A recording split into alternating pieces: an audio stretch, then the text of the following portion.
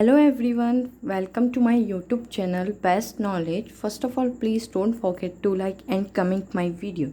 So आज हम पढ़ रहे हैं बीएससी थर्ड सेमेस्टर में मैथ्स की फ़र्स्ट बुक अलजेब्रा, जिसके कुछ लेक्चर्स हो चुके हैं। तो अगर आपको मेरे प्रीवियस के लेक्चर्स देखने हैं तो मैं डिस्क्रिप्शन में उसकी बनी बनाई प्लेलिस्ट का लिंक डाल दूँगी। आप वहाँ से जाकर मेरे प्रीवियस के सारे लेक्चर्स देख सकते हैं। इसमें चैप्टर नंबर 5 नॉर्मल सब ग्रुप चल रहा था। देखिएगा यहाँ पर चैप्टर नंबर 5 नॉर्मल सब ग्रुप चल रहा था, जिसका एक लेक्चर हो चुका है। आज हम इसके फर्दर टॉपिक्स पे डिस्कशन करेंगे। इसका ये फर्दर टॉपिक है जो बहुत ज़्यादा इम्पॉर्टेंट है। आप यहाँ पर इम्पॉर्टेंट करके इसे लिख लीजिएगा। ये बहुत ज़्यादा इम्पॉर्टेंट टॉपिक है, normalizer. Let's start. Normalizer of an element A belongs to G is the set of the element of G which commute with A and is denoted by NA. Thus, NA equals to X belongs to G such that AX equals to XA. It means ये definition है normalizer की। नॉर्मलाइज़र क्या होता है? नॉर्मलाइज़र of an element, किसी भी एक element का नॉर्मलाइज़र, अगर वो एलिमेंट ए है जो कि बिलोंग कर रहा है जी से, is the set those element of G. वो सेट होगा उन एलिमेंट्स का जो जी के हैं, विच कॉम्यूट विद ए, जो ए एलिमेंट के साथ हैं, and is denoted by N A. ठीक है, एन ए। तो इस तरह से नॉर्मलाइज़र डेफिनेशन को, स्टेटमेंट को इस तरह से लिखते हैं कि नॉर्मलाइज़र किसी एलिमेंट का नॉर्मलाइज़र एक्स है और बिलोंग कर रहा है जी से, तो ए एक्स इक्वल्स टू के एक्स ए होगा। तो नॉर्मलाइज़र डेफिनेशन ये कहती है कि एक्स ए इक्वल्स टू के ए एक्स होगा। इससे रिलेटेड एक थ्योरम को समझते हैं और इस चीज़ को, इस टॉपिक को और भी ज़्यादा क्लियर करते हैं। द नॉर्मलाइज़र थ्योरम कहती है the normalizer N A of A belongs to G is a subgroup of जी, यानी कि कोई एलिमेंट ए है जो कि बिलोंग कर रहा है जी से, उसका नॉर्मलाइज़र क्या है? एक सब ग्रुप है ऑफ ग्रुप जी का। ठीक है, मैंने अपने प्रीवियस के वाले वीडियोस में काफ़ी अच्छे से एक्सप्लेन किए हैं सारे टॉपिक्स को। वहाँ पर एक टॉपिक सब ग्रुप भी था, तो आप मेरे पहले प्रीवियस के वीडियोस देख लें तो आपको ये वीडियो भी काफ़ी अच्छे से समझ में आएगी। स्टार्ट करते हैं प्रूफ को। वी हैव नॉर्मलाइज़र की यहाँ पर मैंने डेफिनेशन लिख दी है। एन ए इक्वल्स टू के एक्स बिलोंग करता है जी से, such that a x equals to के x a. Let x one and x two belong N A, यानी कि एक्स वन और एक्स टू बिलोंग कर रहे हैं नॉर्मलाइज़र ऑफ ए से। Then a x one equals to x one a and a x two equals to के x two a. सब हमें यही तो प्रूफ करके लाना होगा कि x one a x one equals to x one a है and a x two equals to के एक्स टू ए है। यह हम कह सकते हैं कि हमने कंसिडर कर लिया है नॉर्मलाइज़र की कंडीशन से लेकर। First we show that x two का इन्वर्स बिलोंग करेगा एन ए से। अगर एक्स टू बिलोंग कर रहा है, नॉर्मलाइज़र है, नॉर्मलाइज़र ऑफ ए है, तो एक्स टू का इन्वर्स भी बिलोंग करेगा नॉर्मलाइज़र ऑफ ए से। We have A x two equals to X two A. देखिएगा ये वाला मैंने टर्म उतारा है, A x two equals to के एक्स टू ए।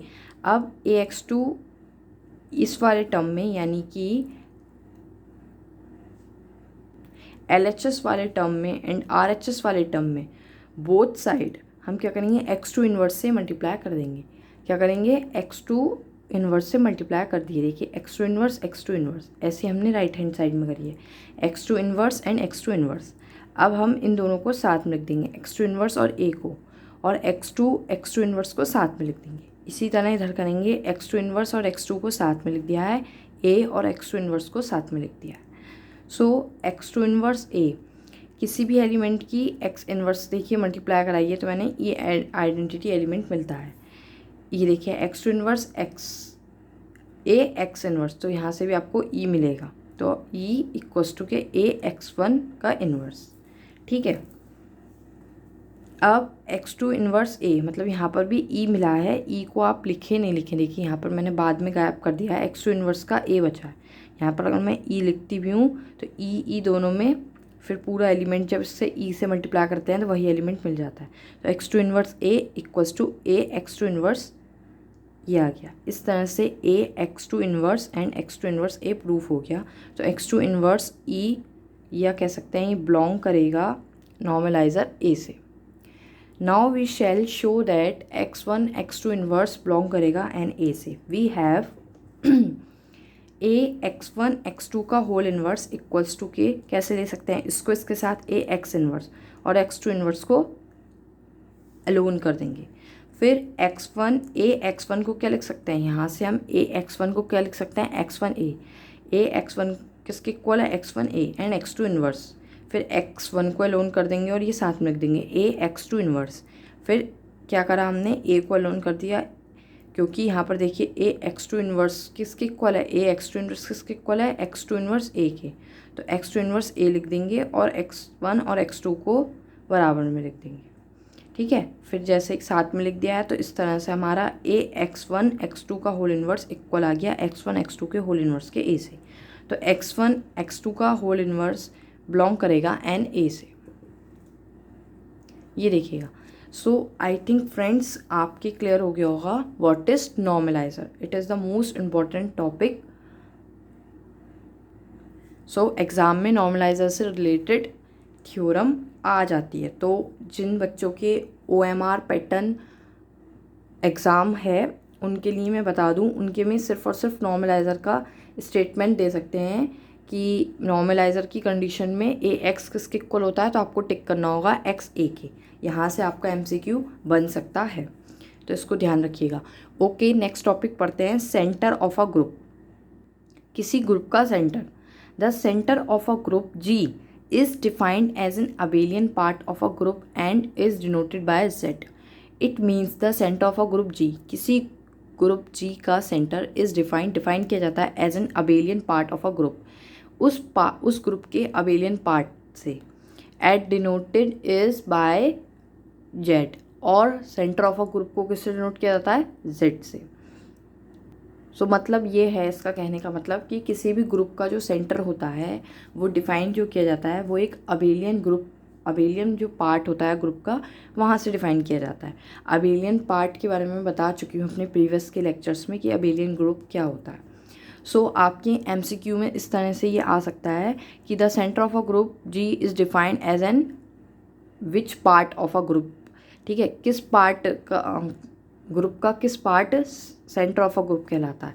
सो आपको वहाँ पर खूब सारे ऑप्शन दिए होंगे, आपको टिक करना होगा अबेलियन. सो इस तरह से आपके क्वेश्चंस बनते हैं. और ये भी आ सकता है कि सेंटर ऑफ अ ग्रुप को डिनोट किया जाता है, आपको ऑप्शन दे देंगे KLM Z, तो आपको टिक करना होगा Z से डिनोट किया जाता है सेंटर ऑफ अ ग्रुप को. एंड देन देखिए इसकी डेफिनेशन भी ऐसी होती है, Z इक्वल्स टू के एक्स बिलोंग कर रहा है G से. अगर कोई एलिमेंट है x जो कि बिलोंग कर रहा है G से, तो XY इक्वल्स टू के YX. For every condition Y भी बिलोंग करेगा G से. इट मीन्स अगर सेंटर की डेफिनेशन को समझें, उसके स्टेटमेंट को समझें, तो अगर कोई एलिमेंट है जो कि बिलोंग कर रहा है G से, तो उसमें एक और एलिमेंट से मल्टीप्लाई कराएंगे तो उनको आगे पीछे रखने पर वो अबेलियन ग्रुप बनेगा और कॉम्पिटिटिव लॉ को सेटिस्फाई करके सेंटर ऑफ अ ग्रुप कहलाएगा. XY इक्वल्स टू के YX. For every condition Y भी बिलोंग करेगा G से. सो इससे रिलेटेड भी एक थ्योरम देख लेते हैं हम सेंटर ऑफ अ ग्रुप से रिलेटेड. थ्योरम है the centre Z of a group G is normal subgroup of G.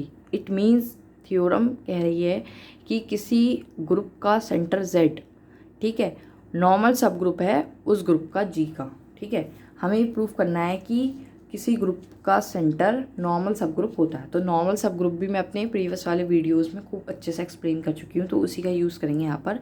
We have, सबसे पहले हम यहाँ पर डेफिनेशन लिखेंगे सेंटर ऑफ अ ग्रुप की, कि हमने यहाँ पर Z कंसिडर कर दिया है, स्मॉल z बिलोंग कर रहा है G से, तो Z x इक्वल्स टू के XZ होगा.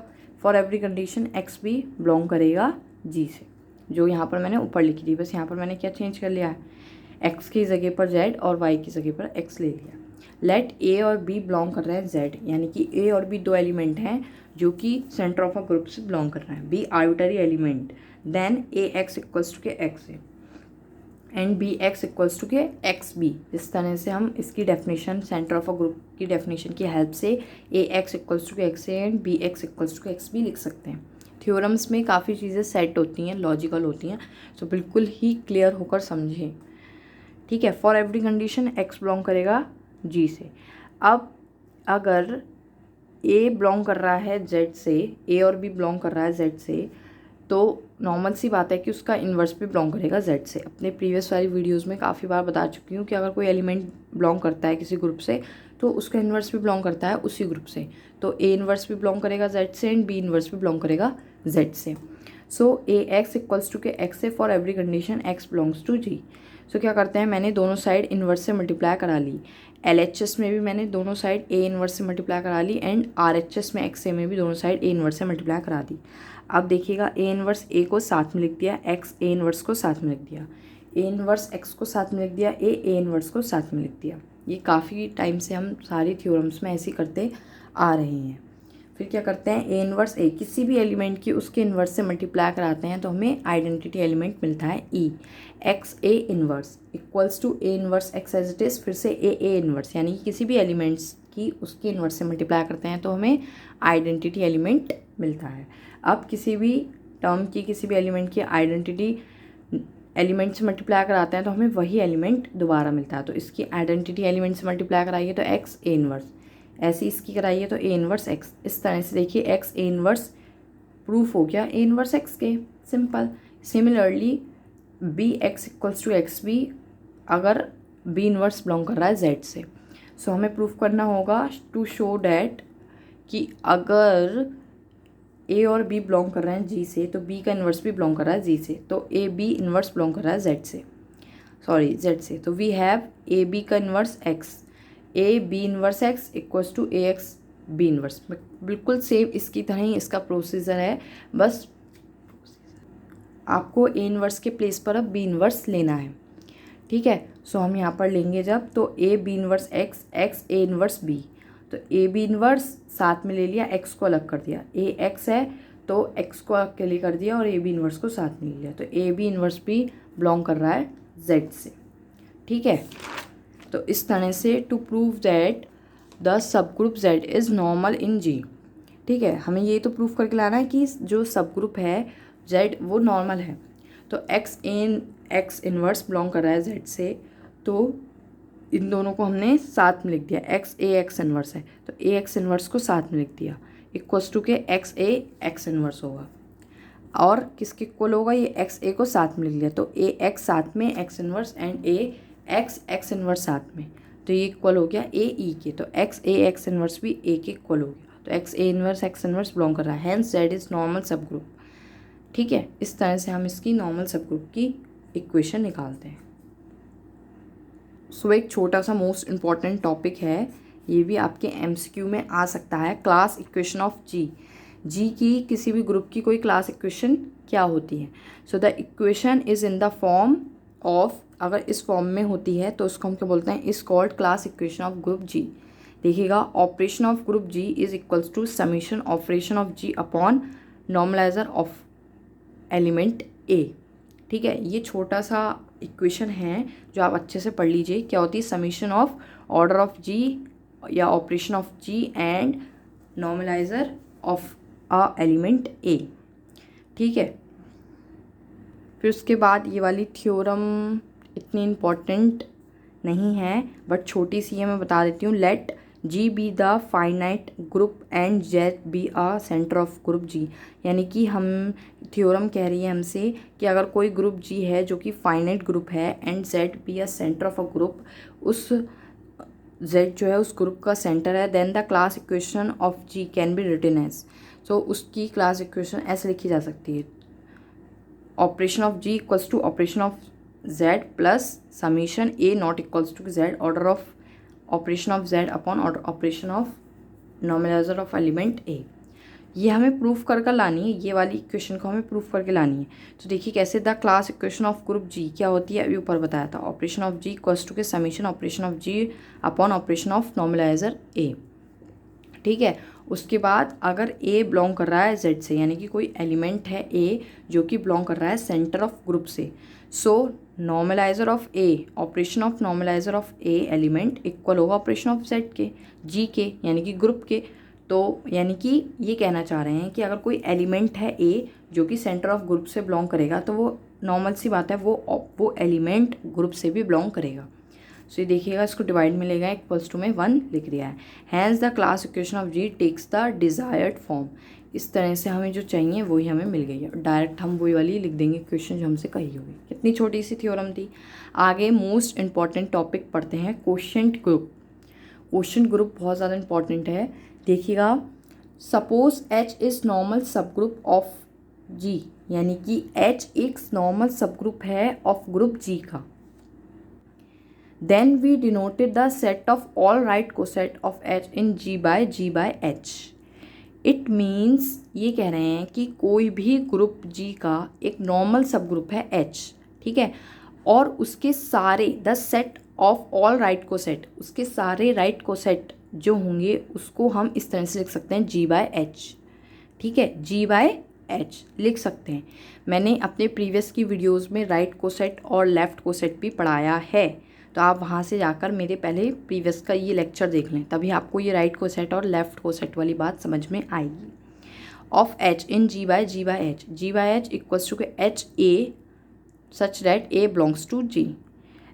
राइट कोसेट का मतलब होता है हमने किसी एलिमेंट की नॉर्मल सब ग्रुप में राइट साइड मल्टीप्लाई करी है। देखिए नॉर्मल सब ग्रुप क्या है हमारा H, हमने A की मल्टीप्लाई करी है राइट साइड, तो ये कहलाता है राइट कोसेट। अगर मैंने लेफ़्ट में मल्टीप्लाई की होती तो होता AH, तो इसका मतलब होता है वो लेफ़्ट कोसेट, ठीक है। लेट HA HB बिलोंग्स कर रहा है G से, G by H से, B arbitrary. Then B define the operation of multiplication of G H is as follows HA dot HB equals to HA HB। So ये question group का definition है, statement है। Question group को इस तरह से लिखते हैं G/ करके H, और HA such that A belongs कर रहा है G से, ठीक है। क्लियर रखिएगा। क्वेश्चन ग्रुप की डेफिनेशन क्या कहती है? Right coset the set of all right coset. तो ये MCQ में किस तरह से क्वेश्चन बन सकता है? क्वेश्चन ग्रुप का पूछ लेंगे तो आपको वहाँ पर पूछा होगा right coset, left coset, option दे रहे होंगे नन ऑफ दिस, तो आपको ऑल राइट कोसेट पे टिक करना होगा, ठीक है।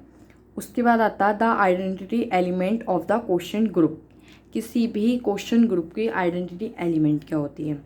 सो G by N is always normal subgroup H, G/H, H A belongs कर रहा है, A belongs to G। इस तरह से इसकी स्टेटमेंट भी होती है, ठीक है। उसके बाद हम मोस्ट इम्पॉर्टेंट टॉपिक पे आ जाते हैं, होमोमॉर्फिज्म ऑफ अ ग्रुप। मैंने इस अपने प्रीवियस वाले लेक्चर में जब ग्रुप चैप्टर पढ़ाया था तो उसमें होमोमॉर्फिज्म और आइसोमॉर्फिज्म की डेफिनेशन बताई थी। इसी तरह हम नॉर्मल सब ग्रुप का ये जो चैप्टर स्टार्ट हुआ है इसमें भी हम पढ़ेंगे होमोमॉर्फिज्म और isomorphism. So first of all homomorphism. तो होमोमॉर्फिज्म में दो कंडीशन होती हैं, इनटू और ऑनटू। सो पढ़ते हैं इसके बारे में और समझते हैं। A mapping F from a group G into a group G dash is said to be homomorphism of group G into G dash if FA dot B equals to FA dot FB for every condition A comma B belongs कर रहा है G से। It means कोई भी mapping कोई भी mapping है जो F है from a group G into G dash, यानी कि कोई भी मैपिंग हो रही है एक ग्रुप G से दूसरे ग्रुप G में। सो मैपिंग तो आप जानते हैं, मैं आपको बता भी देती हूँ कि अगर कोई ग्रुप है G और उसकी मैपिंग हमें G डैश पे है तो इस तरह से इसकी मैपिंग हो रही है। सो ये बोल रहे हैं a mapping F from a group G into a group G dash, यानी कि उसकी मैपिंग किस तरह से हो रही है? G डैश में हो रही है। Is set to be homomorphism of G into G dash. तो FA डॉट B, यानी कि उन दोनों एलिमेंट का डॉट FA डॉट FB होगा, अलग अलग होगा फॉर एवरी कंडीशन A और B बिलोंग करेंगे G से। तो इस तरह से अगर कोई मैपिंग होती है G से D डैश तो वो क्या कहलाती है? इनटू मैपिंग होती है तो वो कहलाती है आपकी homomorphism. Homomorphism onto mapping, दो कंडीशंस होती हैं इसमें। A mapping F from a group G onto a group G dash is set to be homomorphism G dash if FA dot B equals to FA dot FB for every condition A and B belong कर रहा है G से। दोनों ही definition same है, बस difference कितना है, यहाँ पर इनटू है और यहाँ पर ऑन टू है। और मैं अपने प्रीवियस वाले वीडियोस में काफ़ी अच्छे से इनटू और ऑन टू मैपिंग सिखा चुकी हूँ, चाहे तो आपको अगेन दिखा देती हूँ।